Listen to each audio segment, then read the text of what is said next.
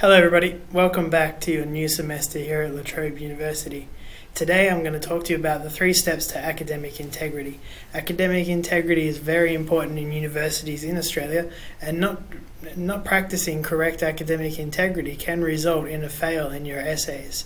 It could also result in academic misconduct. So it's very important that we get it right, and we get it right early in your career, in your academic career. So we want to talk about the 3 main steps. They are paraphrase, cite, and reference. Always remember those 3 steps: paraphrase, cite, and reference. It can be a lot to get your head around at the beginning, but here at La Trobe we do have a lot of support in this, which I'll talk about later on in this presentation.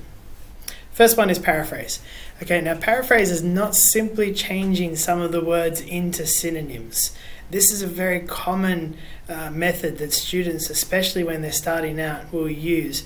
And unfortunately, it still gives you a very high similarity in Turnitin, which is what you don't want. You want to keep that Turnitin similarity as low as possible. Okay, all your paraphrases must be in your own words.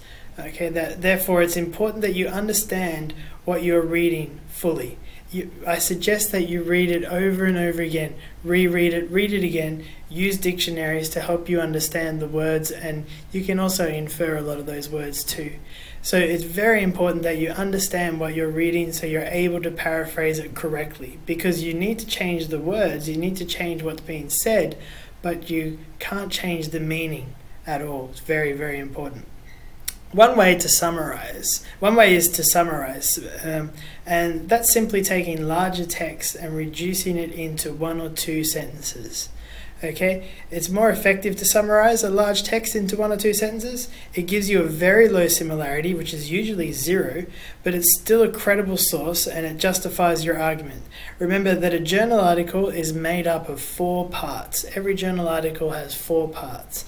That's the purpose, the method, the results, and the future impact. So more often than not, when you're writing your essay, you're really only after the results part of a journal article. So you want to be able to condense that results section of a journal article into 1 or 2 sentences that you can then use to justify your argument.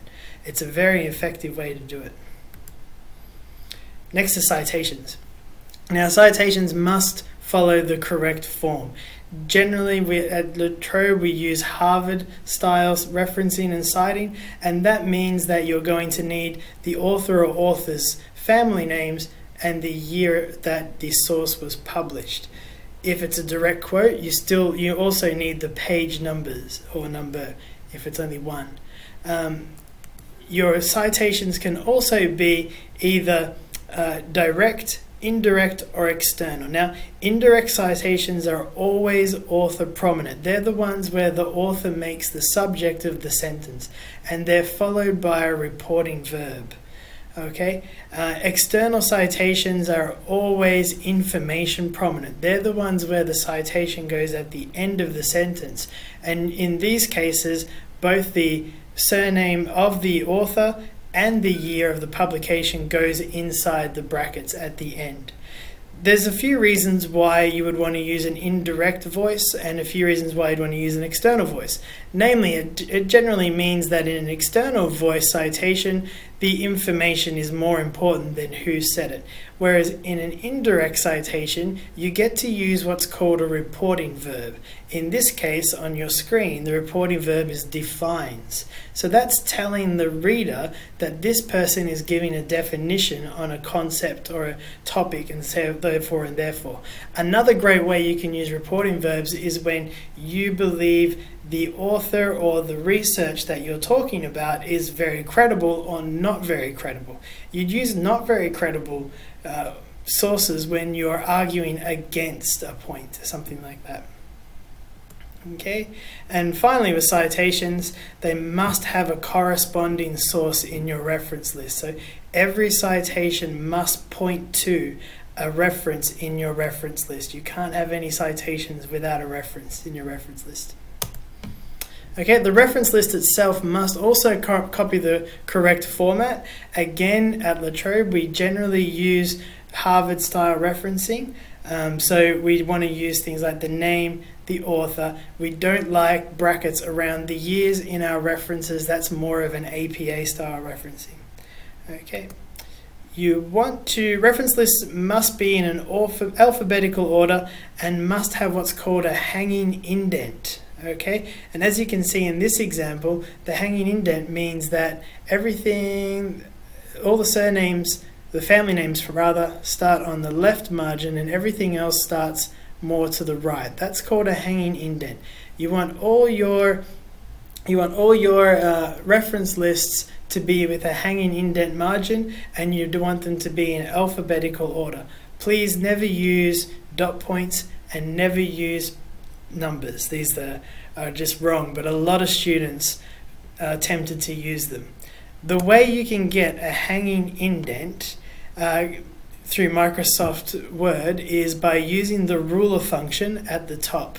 So if we simply keep the triangle at the top on the left, and you use the little rectangle at the bottom of the bottom triangle, drag it across, everything below the top lines will drag across with it.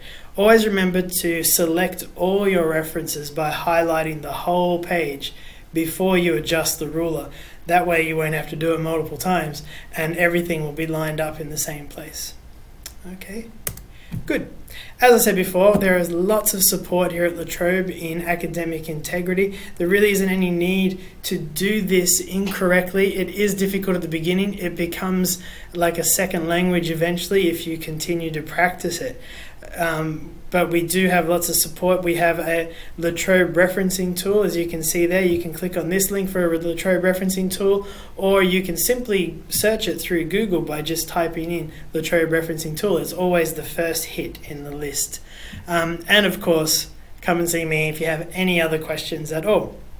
If I'm not in a class, I'm in the office behind reception. And if it looks like I'm free, you can just drop in. Otherwise, go to reception and make an appointment to see me. Thank you very much for watching, and I will see you in the next video.